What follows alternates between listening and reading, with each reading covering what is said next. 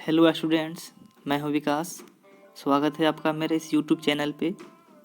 मैंने हाल ही में एक नया यूट्यूब चैनल क्रिएट किया हूं, जिसमें मैं विभिन्न प्रकार के वीडियो लेकर आऊँगा। ऐसा वीडियो जो आपकी तैयारी में हेल्पफुल हो। तो वीडियो स्टार्ट करने से पहले मैं एक बार बोल दूं कि जो भी मेरे इस चैनल पे पहली बार विजिट कर रहे हों, वो वीडियो को लाइक करें, शेयर करें और नेवर फॉरगेट टू सब्सक्राइब। तो आइए आज हम क्लास 12वीं की तीसरा लेसन मैट्रिक्स के बारे में चर्चा करेंगे डिटेल्स। मैट्रिक्स का हिंदी अवयव होता है। अगर मैट्रिक्स का प्लूरल बोला जाए तो इसको मैट्रिक्सेस बोला जाता है, मैट्रिसेस। कहीं कहीं किताब में आपको अगर सिंगुलर का यूज करना हो तो वहाँ पे मैट्रिक्स लिखा हुआ रहेगा, और जहाँ पे प्लूरल का यूज करना हो वहाँ पे मैट्रिसेस लिखा रहेगा। तो सबसे पहले ये मैट्रिक्स का साइन है, जिसको सिंबल भी बोला करते हैं। तो यह साइन जो है कैसा है, तो ये रेक्टेंगुलर फॉर्म में है। रेक्टेंगुलर फॉर्म यानी कहे तो जैसा कि आयत होता है, तो आयताकार रूप में है। अगर देखिए ये साइन, ये डिटर्मिनेंट का साइन है, तो अगर इसको हम ऐसे कर दें तो ये मेरा मैट्रिक्स का साइन हो जाएगा। आगे नेक्स्ट बात करें इसका, तो बेसिकली लाइन दो प्रकार की होती है। एक हॉरिजॉन्टल लाइन होती है और एक होता है वर्टिकल लाइन। तो हॉरिजॉन्टल किसे कहते हैं और वर्टिकल किसे कहते हैं? तो जो लाइन सीधी ऐसे जाए उसको हॉरिजॉन्टल लाइन कहते हैं, और जो भी लाइन ऐसे सीधी जाए उसको वर्टिकल कहते हैं। तो यहाँ पे मैं लाइन क्यों बता रहा हूँ, यहाँ पे लाइन का यूज होने वाला है। मैट्रिक्स में एक रो होता है और एक कॉलम होता है। रो और कॉलम से आप पहले भी रूबरू होंगे, लेकिन यहाँ पे रो और कॉलम का बहुत बड़ा योगदान है। तो देखिए यहाँ पे कुछ वर्ड्स लिखे हुए हैं। रो का जिसका हिंदी होता है पंक्ति, एक कॉलम है जिसका हिंदी होता है स्तंभ, एक ऑर्डर है जिसका हिंदी कोटि होता है, एक है एलिमेंट्स जिसको अवयव बोलते हैं। तो रो किसको बोलेंगे और कॉलम किसको बोलेंगे?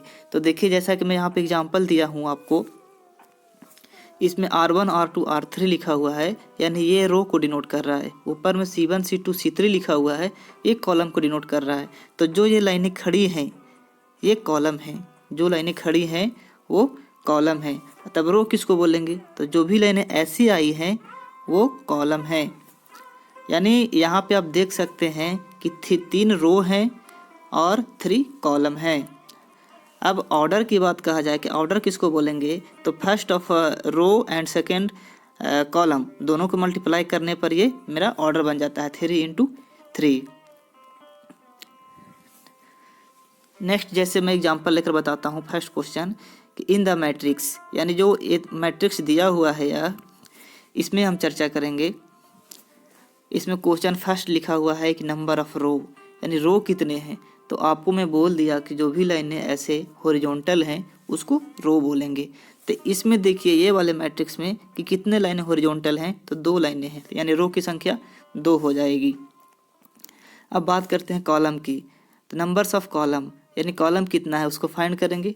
तो यहाँ पे देखिए खड़ी लाइनें कितनी हैं, 3 हैं, तो कॉलम की संख्या कितनी हो जाएगी? 3। अब order of the matrix, matrix का ऑर्डर क्या होगा? तो ऑर्डर मैंने क्या बताया कि मल्टीप्लाई करते हैं। तो फर्स्ट ऑफ ऑल मल्टीप्लाई हम करेंगे किसका?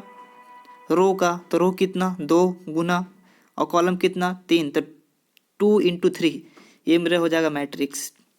अब number of entry, number of entry यानी टोटल इसमें कितने एलिमेंट्स भाग लिए हैं।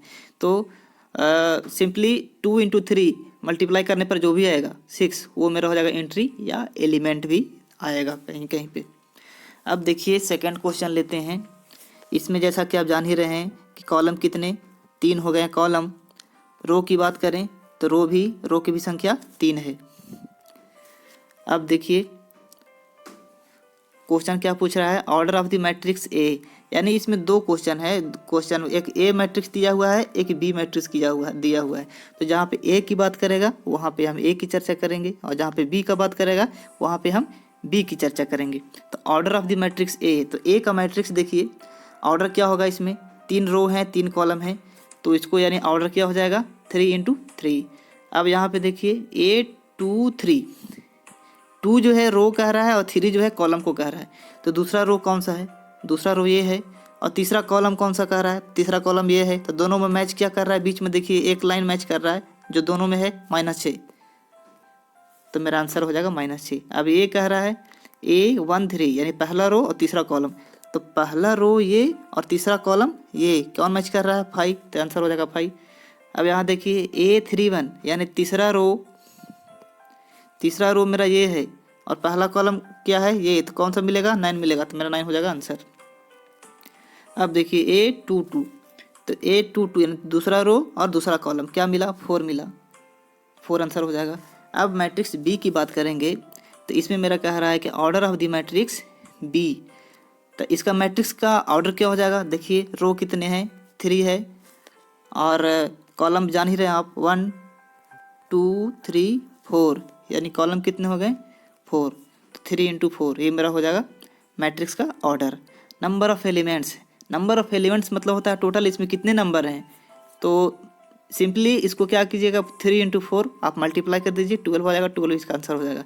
इसमें भी वही फंडा है, B 1 3 पहला रो तीसरा कॉलम, पहला रो आपका ये और तीसरा कॉलम ये, दोनों में क्या मिला माइनस, यहाँ पे कितना 19 है, सॉरी तीसरा कॉलम मेरा ये है और पहला रो ये है, तो 19 मिला, 19 आंसर हो जाएगा। अब देखिए B 2 4, तो B 2 4 क्या मिल रहा है, यहाँ पे 12 है तो 12 आंसर हो जाएगा। अब बात करेंगे B 3 3 तीसरा रो तीसरा कॉलम क्या मिला -5 आंसर हो गया। अब देखिए B 2 3 यानी दूसरा रो और तीसरा कॉलम क्या मिल रहा है 5/2, तो आंसर मेरा हो जाएगा 5/2। यहाँ तक तो मेरे हिसाब से कोई दिक्कत नहीं होना चाहिए आप लोगों को, जैसा कि मैं समझा रहा हूँ। नेक्स्ट क्वेश्चन क्या कह रहा है कि 7 अवयवों वाले अवयवों की संख्या है, यानी the number of matrix having 7 elements, वैसा मैट्रिक्स जिसमें 7 एलिमेंट्स हैं तो उसको हम कैसे लिख सकते हैं, तो देखिए चाहे तो 1 × 7 लिख सकते हैं या तो 7 × 1 लिख सकते हैं, यानी टोटल कितने हो गए 2। अब नेक्स्ट क्वेश्चन, अब देखिए कहीं मतलब हिंदी रहे या इंग्लिश रहे उससे कोई फ़र्क नहीं पड़ना चाहिए, इसीलिए मैं एक जगह हिंदी लिख दिया हूँ और एक जगह इंग्लिश लिख दिया हूँ।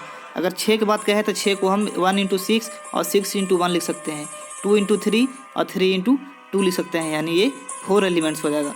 यानी 6 को हम इस प्रकार से तोड़ सकते हैं रो और कॉलम में। तो बस अभी इतना ही डिटेल्स बता रहा हूँ। अब एक नेक्स्ट वीडियो लेकर आऊँगा जिसमें विस्तार से हम चर्चा करेंगे। धन्यवाद।